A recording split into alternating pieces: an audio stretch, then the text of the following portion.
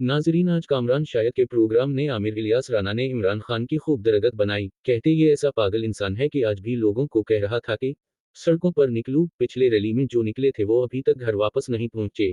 ये मुल्क में इंतशार फैला रहा है, लोगों में नफरत फैला रहा है। आमिर इलियास राना ने कहा कि नवाज शरीफ को सजा हुई तो दोनों बाप बेटी वापस आए। एयरपोर्ट के अंदर इन्होंने पुलिस भिजवाई, किया उसने एयरपोर्ट से नहीं निकलना था, पूरी दुनिया को तमाशा दिखाया, वो वक्त भूल गया। जवाब दे दिया, सिंपल 9 ऐसे मई। ही इसके अलावा कुछ नहीं है। बाकी बिल्कुल ठीक बात है कि किसी भुट्टो से लेके अब तक आने वाले वज़ीर आज़म में से किसी ने पाकिस्तान के स्टेट सीक्रेट पे बात नहीं की, अपने ओथ पे नहीं गए। लड़ाइयाँ पॉलिटिकल इस्टेब्लिशमेंट के साथ सब ने की, लेकिन ये खान साहब थे जिनको इतना मलाल था कि अभी वज़ीर आज़म थे और ये साइफ़र लहरा दिया। तो फिर इनके सेक्रेटरी जो थे, प्रिंसिपल सेक्रेटरी आज़म खान जी, इनके जो सेक्रेटरी खारजा थे और जो हमारे सफ़ीर थे वाशिंगटन में, उन सब ने जो गवाही दी उसने इनको फंसा दिया। उन्होंने बताया कि ये चीज़ें नहीं करनी चाहिए थी। पब्लिक, पाकिस्तान के सफारतकार सारी दुनिया में बदनाम हो गए कि इनसे कोई बात करोगे तो ये तो पब्लिक चली जाएगी। मतलब वो एक डेकोरम होता है, सिस्टम होता है।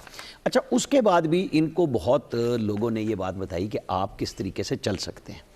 इन्होंने कुछ नहीं समझा। मैं आपको बताऊं, आज उन्होंने जब सज़ा हुई तो पता क्या कहा कि लोगों से कहो बाहर निकलें। ये मैसेज अब तक मुझे नहीं सुनने में आया। ये इमरान खान ने कहा? जी, कहा। वहाँ हमारा रिपोर्टर मौजूद था, इमरान असगर, उसने मुझे बताया। लेकिन इनके किसी तर्जुमान ने ये बात नहीं की। ये आके कह रहे हैं 8 फरवरी को आना है बाहर। खान साहब अभी भी वहीं खड़े हैं ज़हनी तौर पे कि बाहर निकलो। वो इतवार को भी देख चुके, कितने लाखों करोड़ों जो बाहर निकले थे लोग, वो अभी तक घरों में वापस नहीं जा सके, रैली में ही हैं। तो वो 8 फरवरी तक चले जाएंगे। मेरे ख्याल में खान साहब को अब समझना चाहिए कि मकाफाती अमल इसी को कहते हैं। आप इस्टेब्लिशमेंट के ऊपर डाल दें, जिसके ऊपर मर्जी डाल दें, लेकिन सियासतदान रास्ता लेता है। नवाज शरीफ को सज़ा हुई, वो पाकिस्तान में नहीं थे। वो आए अपनी बेटी के साथ और जहाज़ से पकड़े गए और मनाजिर बनाए गए। वो ना पकड़ते, वहाँ से वो उन्होंने एयरपोर्ट से बाहर ही आना था, वहाँ से भी ले सकते थे, लेकिन दुनिया को दिखाया गया। खान साहब का तो एक ही था ना, वो जो उस दिन पकड़ा गया था 9 मई को, बस उसके बाद तो ख़त्म हो गया। अब आप जेल में हैं, आपको सुन रहे हैं। तोशा खाना वाला भी, अगर जज साहब की तबीयत ख़राब ना हो जाती, अभी एहतसाब वाले जो हैं बशीर साहब, तो काम वो भी हो जाना था, क्योंकि उनकी बेगम साहिबा का ट्वीट में देख रहा था आपने, आई थिंक एक प्रेडिक्ट किया था इसी केस के बारे में। आप कह रहे थे जी, मैं आने वाला है कि मैं कहा 24 से 36 घंटे में, क्योंकि हम कोर्ट की प्रोसीडिंग देख रहे थे। ब्रेक पहले की थी अपने ट्विटर पे जी, यही बात की थी कि एक चीज़ सामने नज़र आ रही है। जैसे कुछ लोग समझते हैं कि कोर्ट की, मैंने तो लोगों से ये पूछना है ना, अपने रिपोर्टर से और वकीलों से, कि जी 342 के बाद क्या होना है। ठीक, तो आज अब जज साहब की तबीयत ख़राब हो गई तो रुक गया, वो कल पे चला गया। इमरान खान साहब का बयान, बेगम साहिबा का उनकी हो चुका हुआ है बयान तोशा खाना में। अब साइफर कब ज़मानत आएगी? पहले ये सारे के सारे वकला कहते थे जी ये तो 2 साल की सज़ा है, जज को मौके पे देनी चाहिए थी ज़मानत। कैप्टन सफदर को 1 साल सज़ा हुई थी, 2 महीने 17 दिन बाद ज़मानत मिली थी। तो अब खान साहब का भी इलेक्शन के बाद फैसला होगा कि वो आराम से होगा भाई। मतलब ये नहीं पॉलिटिक्स के तराजू में अभी उनके पास अभी तो वो 9 मई के केसेस मौजूद हैं। सही है, 190 मिलियन पाउंड का है, तोशा खाना का है। यहाँ पे उन्होंने अपने आप के लिए ना पॉलिटिकल रास्ता जब नहीं लिया, और वो सिर्फ बात भी उन्हीं से करना चाहते हैं जिनके ऊपर चढ़े हुए हैं, जिनको गद्दार कह रहे हैं, तो नतीजा सामने। बिल्कुल। अजहर सिद्दीक साहब, बात ये है, खुदा का वास्ता है तो आप लॉयर, कानून पे ना बात कीजिएगा। यहाँ कानून की बात नहीं हो रही, बात ये हो रही है कि क्या आपको ये एहसास है कि कितना गलत खेला इमरान खान साहब ने?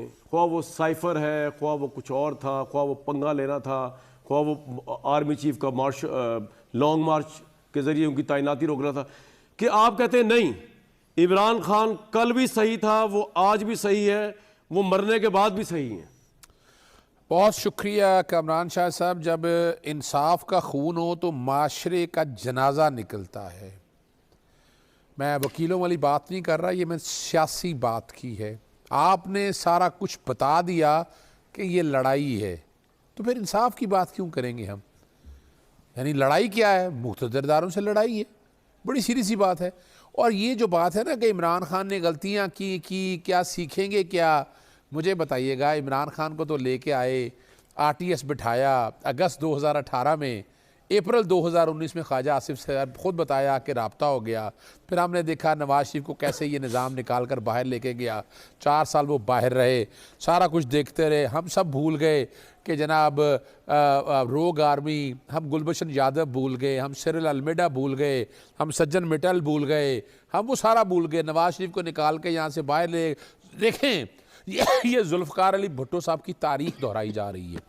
मैं चूँकि वाहिद शख्स हूँ जिसने जुल्फ़कार अली भुट्टो साहब का ट्रायल का रिकॉर्ड पढ़ा है। 342 की स्टेटमेंट, आज मैं आपको कह रहा हूँ, इमरान खान की 342 की स्टेटमेंट आप निकाल के, पब्लिक नहीं होगी वो, आज नोट कर लीजिएगा, वो एक चार्जशीट होगी बहुत से लोगों की। जैसे 342 की स्टेटमेंट जुल्फ़कार अली, जिसमें क्या कहा था, we will eat grass and will not compromise. Henry Kissinger, मैंने तो पढ़ा हुआ है ना 342 का स्टेटमेंट। और 342 के स्टेटमेंट में जुल्फ़कार अली भुट्टो को भी वकील दस्तयाब नहीं था। ये मैं तारीखी बात बता रहा हूं आपको। जुल्फ़कार अली भुट्टो से किस तरह वकील छीन लिए गए, आज भी वकील छीन लिए गए। तो ये जो ट्रायल है ना, जैसे जुल्फ़कार अली भुट्टो को याद रखा जा रहा है ना, नवाज शरीफ वगैरह अहमक आदमी है, उसको किसने याद रखना है? इमरान तो खान। अजहर साहब, आपने तय कर लिया है कि इमरान खान इस दुनिया से अननेचुरल तरीके से सियासी शहादत करके जाएंगे, और आप लोग अभी से इस बारे में बहुत खुश हैं। मैं एक बात कि चलो जी, जिस तरह भुट्टो साहब चले गए, आज भी पीपल्स पार्टी जिंदा है, तहरीक इंसाफ जिंदा रहेगी। लेकिन मेरे भाई अजहर भाई, आपने जवाब देना, एक मिनट। लेकिन एक बात याद रखिएगा, ये पार्टियां इसलिए जिंदा नहीं रहेगी कि भुट्टो साहब चले गए तो उसके बाद भुट्टो साहब के नजरिए को लेकर कोई मजदूर उठा, कोई हारी उठा, और इतनी स्ट्रांग पार्टी थी चाइना की, माओ ज़ेडुंग की कम्युनिस्ट पार्टी की तरह, कि पाकिस्तान में आज भी वो भुट्टो का नाम है, हालांकि उसके खानदान का कोई ताल्लुक नहीं।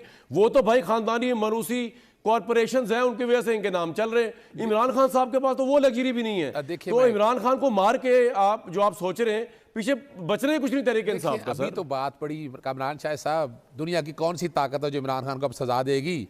ज्यादा सजा 10 साल ये देनी थी, दे दी आपने। नैब में क्या दे देंगे? मौत की सजा नहीं होने लगी उसको।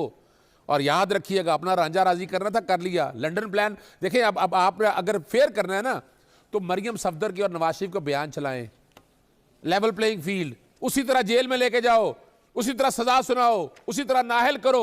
लफ्ज याद होने चाहिए। यहां इंसाफ का कत्ल हो रहा है, यानी खुदारा। मैं तो वकील के, आपने कहा मुझे वकीलाना बात करने से रोक दिया, मैं अब सियासी बातें रखता हूं आपके सामने।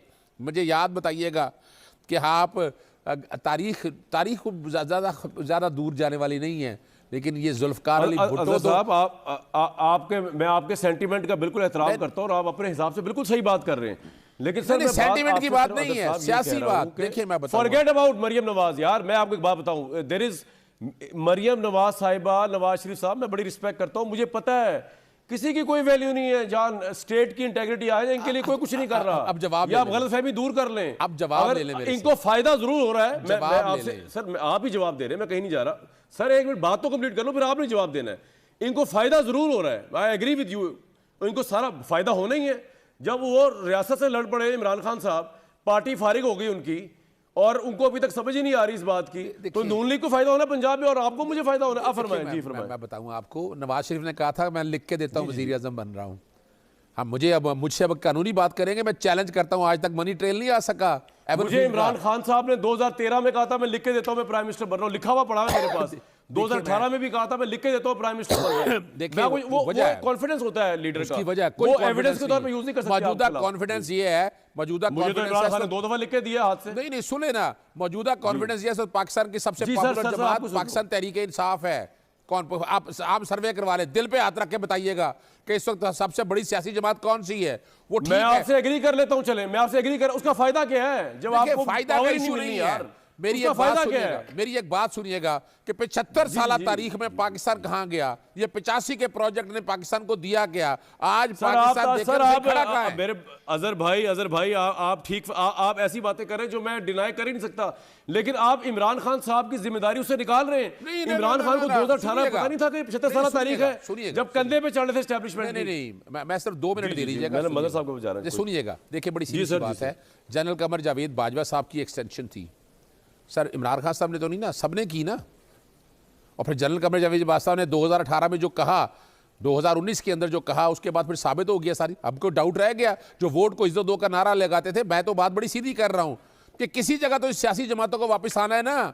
मैं 5 जून 2019 से कह 5 जून 2023 से कह रहा हूं, बिसाके अभी तो पाकिस्तान सर ये कर ले, पॉलिटिकल पार्टियां निकल आए इतनी इनसे। इमरान खान की सजा दिला के इनको वापस आएंगी। नहीं सर आ गया पॉइंट। ना जी, मेरी बात मतलब साहब, मैं सिर्फ इतना, सिर्फ एक बात खत्म कर दूं। जी अजहर साहब, आप आइन और कानून के मुताबिक फैसला करें, इस मुल्क को चलने दें, फिर देखते हैं क्या होता है। छोड़े सर।